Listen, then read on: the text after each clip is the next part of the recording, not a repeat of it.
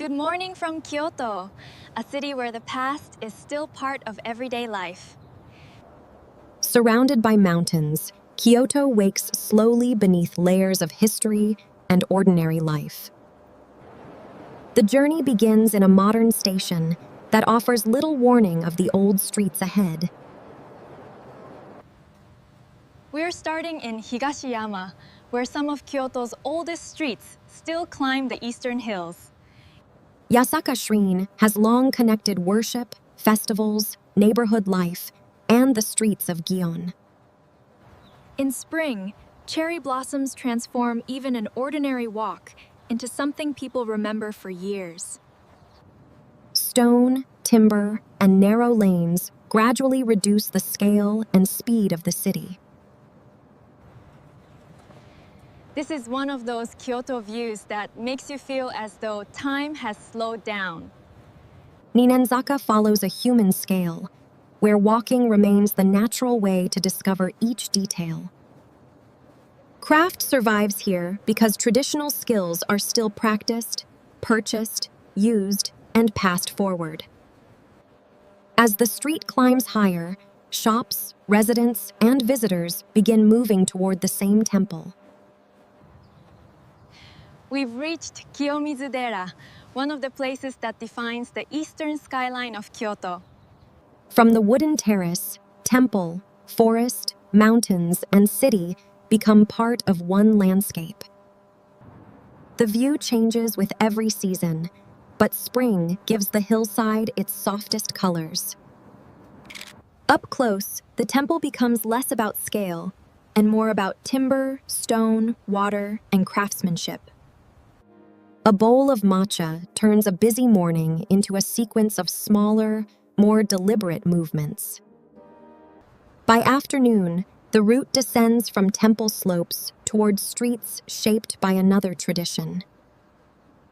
In Gion, some traditions continue behind closed doors and deserve distance as much as attention. Beside Shirakawa, evening light turns water and wooden facades into softer reflections.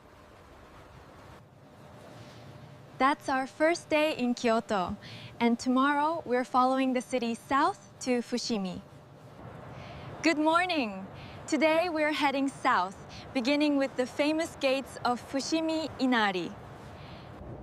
The journey from central Kyoto to Inari takes only minutes, yet the atmosphere changes immediately. Just beyond the platform, vermilion begins replacing the concrete and steel of the railway. Fushimi Inari is dedicated to Inari, associated with rice, prosperity, agriculture, and business. From here, thousands of torii gates continue upward through the forest. Inside the corridor, repetition transforms individual gates into a continuous rhythm of color. Sunlight enters through narrow gaps, breaking the path into alternating bands of shadow and red. Stone foxes appear throughout the mountain as symbolic messengers associated with Inari. Higher on the mountain, the famous landmark gradually becomes a quieter forest pilgrimage. Returning downhill reveals how closely the shrine's architecture and the natural slope depend on each other.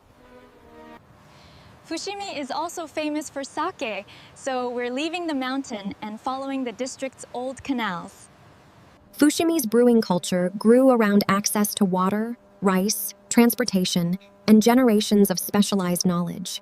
Inside, brewing reveals itself as a process controlled by patience, temperature, timing, and experience.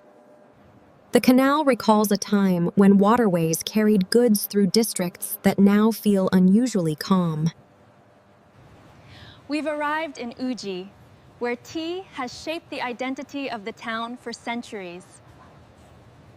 In Uji, tea appears not only in shops, but in the landscape, economy, and local sense of place. Grinding slowly between stone surfaces transforms prepared leaves into matcha's familiar fine powder. One bowl can connect farming, processing, craftsmanship, hospitality, and ceremony. Across still water, Byodoin seems almost doubled, with architecture and reflection sharing equal space.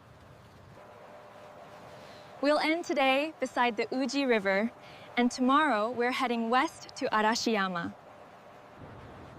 Today we're exploring western Kyoto, beginning with the bamboo forests of Arashiyama. Arashiyama has long been valued for the point where Kyoto's urban edge meets the western hills.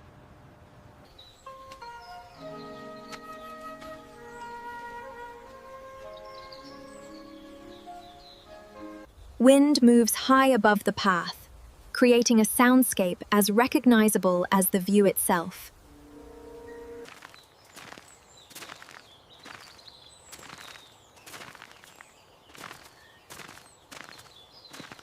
At Tenryuji, the garden uses distant mountains as part of its carefully composed scenery. This is one of my favorite things about Kyoto. The landscape often feels like part of the architecture. Balance is created through small relationships between water, stone, plants, buildings, and borrowed scenery. Togetsukyo opens the landscape again, connecting river, town, bridge, and mountain in one broad view. Beside the river, Arashiyama feels less like a neighborhood and more like a landscape. ASMR, splashing water. Away from the main route, traditional houses reveal a slower residential side of western Kyoto. Our next stop is Ryoanji, where one of Kyoto's most famous gardens uses almost nothing at all. Stone, gravel, and empty space create a composition that changes according to where the viewer sits. Outside, water and greenery return, making the restraint of the rock garden feel even more deliberate. A short distance away, Kyoto shifts from deliberate simplicity to one of its most brilliant surfaces. This is Kinkakuji, and the reflection is almost as important to the view as the pavilion itself. Sunlight changes the gold continuously, while the pond creates a second version below. Leaving the temple district, Kyoto returns to residential streets and another living craft tradition. Nishijin weaving connects specialized skills, silk, pattern, and the clothing still worn for important occasions. Tomorrow is our final day, and we're returning to the center of Kyoto to see how tradition still lives there. It's our final morning in Kyoto, and we're beginning in the heart of the old imperial city. Kyoto-gyoen preserves an unusual amount of open space within the dense center of the modern city. Large gates and long walls recall a period when this district stood at the center of imperial life. Today, spaces once defined by ceremony are experienced by visitors from around the world. The transformation is revealing. Former imperial space now functions as part of everyday public life. We've reached Nijo Castle, where political history was expressed through architecture, gardens, and controlled space. Stone defenses create an imposing approach before the interiors shift toward ornament and refinement. Inside the defensive walls, craftsmanship becomes another language through which authority was communicated. Gardens soften the castle environment, reconnecting architecture to stone, water, and carefully shaped trees. Now we're going somewhere completely different, because Kyoto's heritage also survives through food. Nishiki compresses ingredients, cooking, commerce, and local habits into one narrow market street. Local ingredients preserve traditions through kitchens rather than temples, monuments, or museums. Sometimes heritage becomes most understandable when it can be tasted in a single bite. For the final afternoon, the journey returns east toward canals, gardens, and temple paths. Along this canal, walking itself becomes enough reason to slow down and notice the city. Ginkakuji is much quieter than its golden counterpart, and that simplicity is exactly what makes it beautiful. Here, texture and restraint take precedence over brilliance, creating a completely different kind of beauty. The brick aqueduct is a reminder that Kyoto has always adapted, rather than simply remaining unchanged. From above, palaces, workshops, markets, trains, temples, homes, and streets become one continuous city. Kyoto is special because its past was never left behind. People are still living with it today.